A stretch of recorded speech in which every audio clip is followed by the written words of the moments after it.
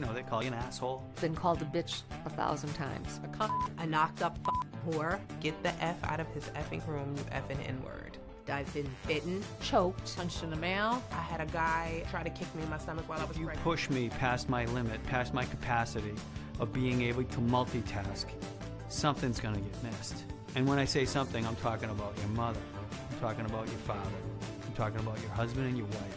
They may be at breaking point, but their bosses have warned them not to speak out. They are anyway. So we're breaking news at 6 as thousands of Providence doctors, nurses, and other workers walk off the job. It is a large... From policymakers to frontline practitioners, we dive deep into the diverse worlds that make up our evolving medical landscape. Join us as we uncover success stories. Whether you're a seasoned professional or simply curious about the future of health, this is your gateway to the uncharted territories of modern medicine. Anas Abidrabu is your host of Uncharted Narratives podcast, Sirdiyat. Today we have a very special guest joining us, a true leader in the field of healthcare safety and security. Today we're going tactical. We've got Mel Cortez's. She is fascinating. She has an interesting niche. Are you ready to kind of see where healthcare and security and guns meet? We always think about safety in terms of patient safety, but when you think about tactical healthcare, you've got to think about the providers, the nurses, the doctors, and everybody involved in that care. Welcome back to Uncharted Narratives. If you're just joining us, we're continuing our second-part conversation.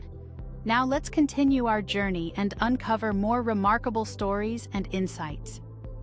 When you go for the hospital, you start with the board, with the leadership, and try to the strategy. Yep. We have to start with the board, even above. I prefer to go to the, above the executive board, to the funding board, because ultimately those guys are the ones that are making the decisions about where the money goes. And I want to understand where their long-term vision is and what I can do to enhance the organization. Because ultimately, whether we'd all love to go put Band-Aids on everybody in the community for free. But healthcare is a business and you have to run a business. So if we can help enhance the business first, then everything else will flow down. Like I said, revenue flows to quality. After you build this step by step and the future strategy and the plan with the board, so day-to-day tactical, who is the typical person working with you during your project? Yeah, so we utilize veterans. So, I was married to an infantry Marine for a very long time and saw, the community of veterans and saw that when they leave the military, they have a really great skill set that we just don't capitalize on, and it doesn't translate well into civilian life, right? And so we use them as tactical reps. So they come to the nonprofit. They come through a 6-week funnel where we train them on healthcare or schools, depending on where they're going to go. And so say we meet with the board, right? And you're like, look, we really need enhancement and security, and we need a police department, and we need, 50 guys, or we need 25 people, supplemental staff. We'll go out, recruit for that organization, put them through a funnel, train them, and then they'll come out and they'll serve as the tactical representatives in those organizations. They can train employees live on, at operational tempo, and they can also provide security, and they can also help assess for threats and other things that are going on. But again, they are all trained in professionalism training as well. So they might, help coach some nurses that, challenging interaction with a patient and say, are you stressed today? What's going on? Are you having a bad day? Is there someone else you can tap out with? Trying to have an empathetic approach to the fact that they're in a stress system too, and we have our own lives and we have our own things that sometimes we bring into work, and that's sometimes unavoidable. And I don't think we should be faulting our employees by being human. And we're also taking care of other humans who are probably having some of the worst days of their lives. You build an ecosystem where you cover different stakeholders with different departments to have one backed solution to advocate for a patient and also for healthcare provider. Based on every hospital, every organization worldwide, they have those buzzwords. We don't want a toxic environment. We are advocate for our staff. So, as you mentioned, you work with the organization they believe with their core value. They live their core value. It is a subjective question. From your perspective, how big those hospital or what is the portion of those organizations they really live their core value? Almost none.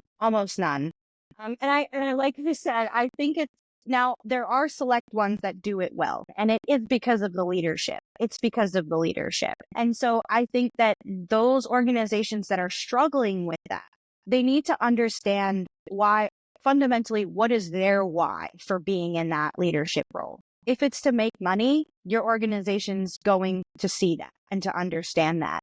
If it's really that money is a byproduct of the work that you do, then you shouldn't have revenue problems in an organization. You should have profit because there's always patients coming in the door. People are always sick. So there's revenue coming in. It's about how are we strategically changing the way that we look at our revenue potential in the organization. And a lot of times we've had old school systems that we've been doing for 20, 30 years, and they just don't work. And because that's what someone else has learned, that's what they reapply. But I think that the best organizations have innovative leadership, and not innovation like you go get a, PhD from a college that gives you a degree in innovation. I mean, innovation like the nurse comes to the C-suite and says, hey, we've got a problem down here and I see it happening over and over and I have an idea. And you say to that nurse, okay, do you want to champion this initiative? We'll help you find the funding and the resources to try and solve that problem. Those are the organizations that I feel like are doing better than the ones that kind of stonewall and pigeonhole themselves into old school thought. If you want to make a profitable organization and retain your staff, then you have to be creative. You can't just keep doing this. The healthcare market size in the US is too big compared with other countries. So I am your neighbor. So in Canada, we have different system, more into the public. They started to think about privatization, the healthcare system, but still we are public. So from your experience and from your business services, do you cover geographically out of the US or just focusing right now in the US? Yeah. And you know what? I think that's the biggest myth that people have about the United States is that we don't have a public health system. We have probably the largest public health system in the world because of the way the insurance companies capitalize and because of big pharma and because of the cycle that goes through. So I think because, studying, I've spent time in England, I've spent time in other countries looking at people who do have a public health system. And what I would say is America has the largest public health system. We just hide it very well. So I like to work with both private and for-profit, any organization. I love to work in other countries because I think that there's such a value add to being able to understand another culture and then being able to help them truly provide places of safety for their employees. And I think that, lots of other countries like Canada have a better commitment to patient safety than the United States does. So it's almost refreshing to work in other states or other countries because it's, if we have the right client, we have the right interest, we can make them a lot of money because the American healthcare system is so profit-based. So if you have X amount of dollars to use, we're really excellent at finding a way to optimize that and produce revenue. I will consider different states for Canada. It's my mistake.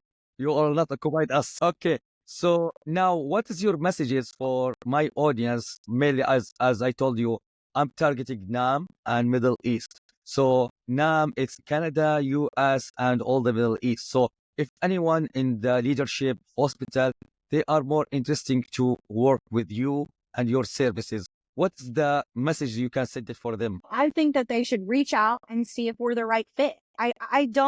I will never work with an organization that I don't think I can make massive change in. If I don't think I can help you, or I don't think you're the right client, or you just want to talk about something, say, hey, Mel, this came across my desk and it looks like something you could help us with, or we're having an incident, or we had a violent event, it's something that we can come in and really help you with, then we'll do it. If I think that we can't add value or, there isn't anything that we can do, I'll be honest and maybe refer you to somebody that can, or give you some tips for you to go. And maybe you come to me and you say, hey, this is what's going on. I'm like, okay, here's a quick fix. And we have 1-2 meetings and you're off and you're flying. And I'm so excited to see the progress. And so that's what makes it really unique of us working as an independent consultant and working for a consulting agency where we have a framework and quotas to meet and all that crap.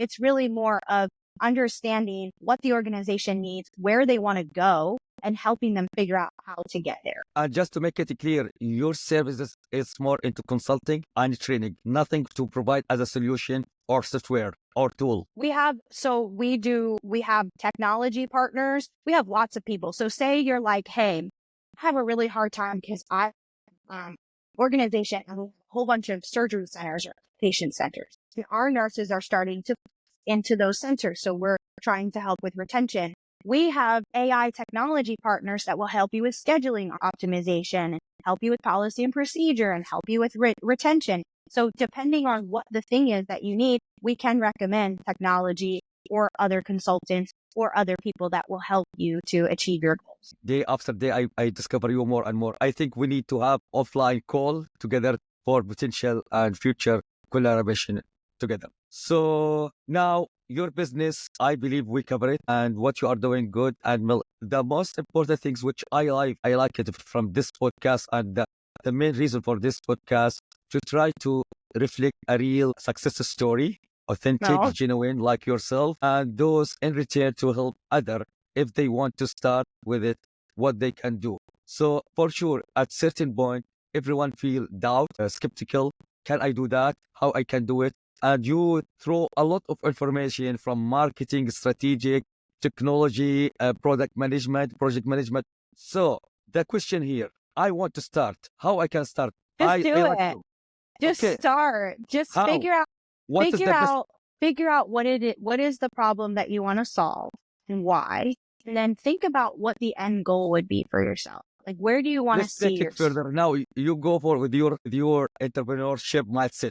I am a nurse, do my traditional work. I want to do my transition work for non-traditional before I open my business. What is Okay. your Don't advice? spend money on going to conferences until you've got like $100K in the bank for your business. Okay. If you can afford it, great. If you can't, don't waste your money there. Number 2, don't hire like really, really expensive business coaches. Go with somebody that's really in line with what you're doing and can help you scale on that degree. Don't partner with the VC fund until you know exactly what you're doing and you've tested things and you've piloted them. And then we've never taken any VC funding. We're completely bootstrapped. I'm proud to say that, it was really because I could maintain ownership over everything that we were doing to enhance the brand, and then get really good at branding and marketing, really good at understanding how to tell your story. And remember that your story is the most authentic part, and that's what's going to sell. And don't worry about competition. I feel like everybody's worried about competition and someone's going to steal my thing and I need to trademark this and don't focus on that. Start with getting a viable product or solution into the market and then being able to tell the market why they need it. So educating the market. And I think that there's so many valuable resources that are free. Producing content, publishing on LinkedIn. LinkedIn is a great place to find people that'll help you and to be able to promote your stuff because it's such a small. So I think, and then reach out and find people that are doing what you want to do or something like what you're doing, and for advice. And then never take advice from somebody who isn't doing more than you.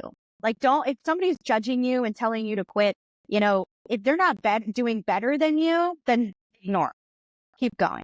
You mentioned the LinkedIn. So here, how it is important right now as a nurse, even though they are not looking to leave the bedside, they are still happy with what they are doing. And we need those nurses to take the higher leadership. How it is important for nurses and healthcare professionals overall to start to think about their personal brand. Oh my gosh, so important. I think, again, authenticity is what's going to separate you in the market from somebody else, because somebody could get your idea that's a tech founder and try and found, a piece of technology, but ultimately they're still going to need the clinical side and the adoption. Like, I think LinkedIn is a great opportunity for you to look at other people that are doing excellent things and to expand your knowledge. LinkedIn's platform is really about sharing education. It's not a sales platform. It is about giving valuable content to people, and that's how you grow your following, and that's how people understand that you're an expert in what you do. So establish yourself. Same thing with safety at the bedside. Establish yourself as an expert and go from there. You can use the GOLD algorithm. You're going to gauge the market, gauge why you want to do it, gauge what's happening in the community and the environment, then organize, come up with a strategy, use ChatGPT, get really good at queuing ChatGPT, and then you're going to lead yourself and others, and then to deliver and debrief on every time you do something, review it, see how you can do it. Some of feedback I keep getting it from nurses and healthcare overall. I'm worried what I have to put a content in the LinkedIn, and also the LinkedIn it's not famous and popular between the healthcare sector overall. From your perspective, you mentioned right now type of content. So as a starting point for someone new in the LinkedIn, how he or she start to build their own authentic brand and what kind of content to put it, because we start to see some of the content is not fit for LinkedIn. Some more into TikTok, more into Instagram. So from business perspective, as you are, I can consider you a successful businesswoman. Thank you. So what kind. you can advise us to do? I think genuine content, sharing anecdotal stories, especially if it has to do with the problem that you're solving or the solution that you're going to create for your business, connections with people, asking people to connect, trying to grow your network, sending 50 connection requests till it bumps you out. And I think just providing content that tells about you and what you want to do. Don't try to, replicate somebody else. I think figure out what is the thing that you want to solve or the thing that's making you want to have the jump, whether it's, I know a lot of nurses that leave the bedside to become, estheticians and, do Botox and stuff like that. But ultimately, the people in leadership positions that you're going to have to sell to in healthcare are all on LinkedIn. And so you've got a tailored kind of more boutique environment of people that are actually going to buy your service or product. So talk to them, figure out what they need, offer to provide them some sort of valuable content or resource about what you're doing. And, as far as it not being the most popular platform, that's perfect. I mean, LinkedIn's like Facebook in, 2014. So you've got an opportunity to really grow as these other platforms have become super saturated and difficult to use. Ultimately, if you're trying to sell into healthcare for a solution that's system-wide or healthcare system-wide or hospital-wide, your frontline nurses, as much popularity as you can get on Facebook, they're not the ones that are going to write the check for you. So you need to follow the money, figure out where the money is going to come from as soon as possible and try to attract those people. And the money and the business will follow you. Here, one thing I want to share with everyone. I connect with Mel, try to arrange for this podcast. While we are arranged, she asked me what I'm doing. So I give her what I'm doing right now and my own business and business idea. Then she start to offer me a lot of advice, free of advice and free of services without asking her. So this is the beauty of networking. Sometimes you will get something you are not aware about it. Maybe advice will save you a lot of time or money. So Mel offered me a lot of the things to take from her. And I right now also learn from her. She can do more for my business. However, we are not in the same domain, but she have a lot to offer for me. So my advice, keep connecting, try to find the genuine people, surround yourself with those people. Don't be the smart one on the table, like Mel, what she said. Yep, exactly. And I think what you're doing is awesome. And, it's so needed.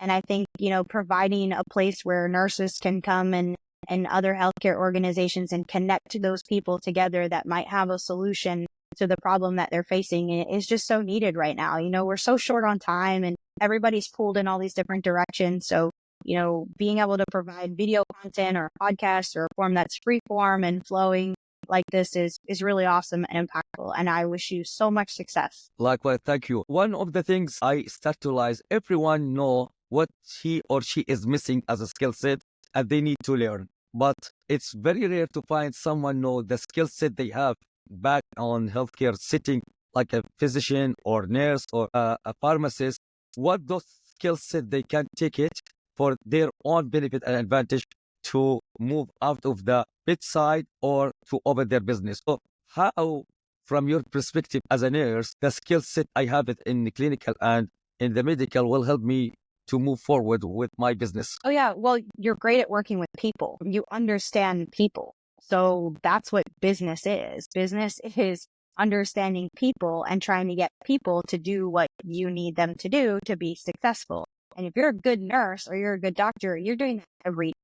Hey, it's time to take your medicine. Hey, it's time to get up out of, after you have thoracic surgery and your chest is cracked, like getting people to do things that they don't necessarily love doing is a really great and skill set we've developed. And Also, again, like I said, innovation, being able to pivot, being able to think quickly, being able to adopt technology solutions rapidly. There's lots of things that clinicians bring to the environment you just can't get from another area. And I think healthcare, there's such a huge market, like you said, and there's such an opportunity for us to make a difference. I think it's just creating those networks, getting the advice from the people that really genuinely want to see you do well, and don't have personal gain. And I am very interested to see from your perspective how you see the future of healthcare industry overall from your perspective. I think the system will collapse. I think the system in the United States will 100% fall down. And I always say this to executive leadership. Our goal at Cortex Gold is to be the scaffolding outside of the building while you rearrange and you reconstruct the things inside. And so I think that if all of us can come together to be able to do that and support organizations, and instead of everybody leaving the bedside and running away, figuring out how we can work together to stay there and help support those organizations and help provide really great quality professional care, we will be able to save the system. And the system will be saved by the doctors and the nurses. That. Do you believe we have a community where you go for any platform, you will find a lot of advocating for something, for patient, for healthcare system, for... Do we really have this community? In the U.S., a lot of the nursing associations and a lot of the medical associations are so backed by big pharma and backed by profit running stuff that it is hard. And that's one of the reasons why we formed Tactbook, was because I couldn't really find an environment where we were truly collaborating, where people were coming together to truly make a difference. It was a lot of this and not much action. And so I think that's one of the benefits of, being part of an organization or meeting your group of people that want to see actionable change. And don't waste your time putting money or resources into organizations that you're not seeing an output. So if you have the decision and you have the final call, how to build this community from just talking to make action? If you have all the tools, you will do in education, in educating and reforming nursing education and reforming medical education. I don't know if you know this, but 70% of the nursing schools in the United States are funded by big. And so same with the medical schools. So we really need to separate the skill set of holistic nursing and holistic medical care and medicine from the for-profit entities. And then we'll probably see a dramatic change in not only quality, but also just commitment to the safety and commitment to care. And so I would say for new students and people that are coming into the environment, learning how to stand your ground and learning how to have boundaries and learning how to say, that's ethically wrong and I'm not going to do that. And we're collectively not going to do that. And we're going to push for patient safety and we're going to push for the things are true and valid and evidence-based. For me, this is statistic. It's shocking. It's the first time I know that in the US. So that lead me for a questions. How you see it is a pressing need right now for us as a clinician to be part from politics overall, to make sure the policymaker, what they do, it's doing for our benefit. I'm not sure in how it's the engagement from the clinician with the politician party. Is this a right presentation for us there, or this is something we need to consider? We need to consider, and I think there's lots of organizations that have their lobby day and they go talk to people, but then when they're saying things, they're not understanding constitutional law. They're not understanding the way the country was formed. They don't understand politics. They don't understand the funding. Educate yourself about the real healthcare market. Educate yourself about the environment that you're stepping into so that if you decide that you still want to make a change and stick it out with us, that you're in there and you understand what your laws are and what your labor laws are and what are the things that you can do to support yourself as you develop and grow. And it's going to take all of us coming together to say, hey, we're okay with this and we're not okay with that. And these are the solutions to get there. But it's definitely a long journey and it's going to require a lot of participation from legislative environments and folks that are running for office. And I encourage nurses, run for office and help us write the bills and help write the legislation, but make sure you're getting your information from people that aren't being bought and sold by those, companies. Amazing. I know we can talk more and more. It is a lot to learn from you and it is very hard to digest this information we take it from you, Mel. So as the end, I would like for you, how you want to end this podcast and this episode? Well, I want to encourage everybody to remember that, security is not the absence of threat, but the presence of connection. And so if anybody wants to create a culture of safety in their organization, that's how you do it. And remember that it only takes one really good idea to change the world. So I think everybody has a potential to do something impactful. And if they'd like to get in touch with me, please reach out on LinkedIn, or we can drop my email in the show notes here. I'm really grateful to you for providing a platform for us. I'm so excited to see the success you have. Likewise, it is still a new podcast, and hopefully we will add value for our audience and learn from you, and also learn from our podcast, because the intention from this, it's just to represent a real cases from nurses and from a clinician where they left their side to add more value. They are successful in their place before they left, and not necessarily that to encourage everyone to leave the bedside.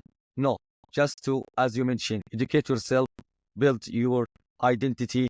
I still work one shift every 6 weeks in the trauma center. So if I can still work one shift every 6 weeks in the trauma center, so can you. So you mentioned your contact information. What is the best platform or a place they can connect with you? LinkedIn, they can follow me at Mel Cortez and then send me a message there, or they can go to our website, cortexgold.com, and see lots of the different stuff that we've got going on and the initiatives there. I'm always interested in speaking opportunities or coming over, and I love to speak to like new cohorts of new nurses or graduating nurses and just kind of tell them like, hey, you guys can do this, and to be encouraging and to let them know some tips to keep themselves safe as they go forward without it being scary and making them think, I don't think I want to do this. And also, if you like what we discussed today and need more topics to cover, but please let me know and share your comments or your suggestion. Amazing things that You people are say amazing. about. Okay. Thank you, Min, for your time, and looking forward to having you again and again. Thank you. Everybody take care. Be safe. Thank you. If this episode sparked something in you, here's how you can keep our mission alive. Subscribe to Uncharted Narratives Certiat. Leave us a 5-star review. It helps more amazing people discover our stories. Share an episode that moved you with a colleague or friend. Connect with me on LinkedIn and join our healthcare innovation community. Together, we're not just telling stories. Until next time, stay curious, stay passionate, and keep pushing the boundaries of what's possible in healthcare. See you in the next episode of Uncharted Narratives Certiat.